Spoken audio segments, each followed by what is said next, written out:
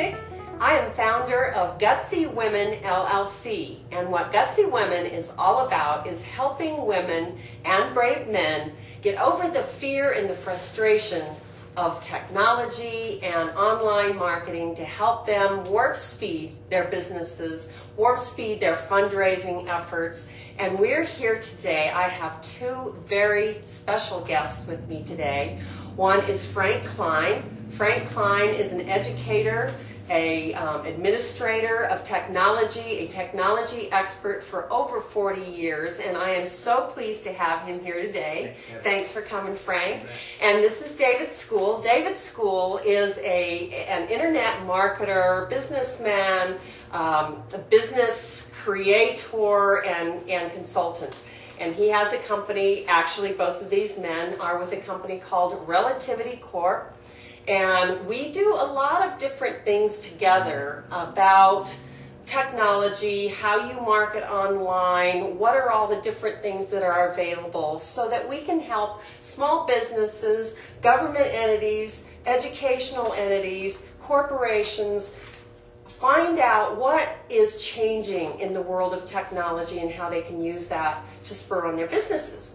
So the discussion that we're going to have today is what is at the top of everybody's minds. If you're online, if you're in just regular business, if you're an offline business, maybe you haven't heard about it so much and maybe you don't think it's important. But I'm hoping at the end of this series of videos that we're going to do for you here that you'll know why you need to know about this and what you can do about it.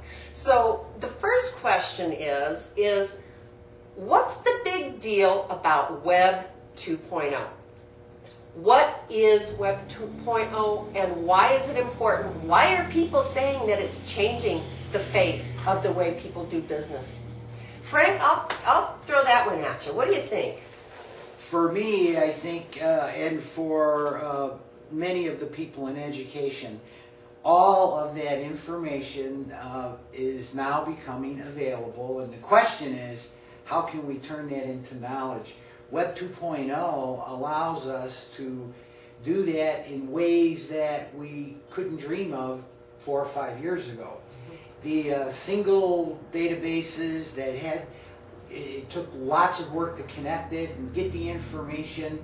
Now all of that's being done at the speed of light and via the web, and it's making a big difference in how we can educate our students at every level, from elementary all the way through K-12 and right into the higher universities. The advantageous ways of doing that are being expedited because of the bandwidth, national lambda rail, putting fiber together, big grid projects where we can all work on problems together. That's the biggest part, I think, that I see in Web 2.0. Well, one of the things that you did for District 60 here in Pueblo was that you set up the fiber optic network that hooks up to all of the schools, and while they were doing that, wasn't it some of the government entities that were hooked into that? Yes. Right? Yes. Now, what does that mean to our students? I mean, bottom line, it's great that all you guys were busy doing all this fun stuff, but bottom line, what does it mean to our students? It means more access. It isn't a complete project either, you know, by any means. It's a growing one. It's one that's changing. It's evolving. But what it will mean is better access to the research, economies of scales where the same people that are researching the same areas can share the data quicker, faster, and better. So that if someone is working on the same kind of a project in Singapore or Australia or New Zealand, so it opens up the world. Right. It makes that world a lot flatter. That's the big difference. Okay, but that would be Web 1.0. But what's the difference with Web 2.0 then? It allows you to access the databases in a very different way, in a way where you can actually inquiry them, and you don't need 6 databases. You're actually using all of those live.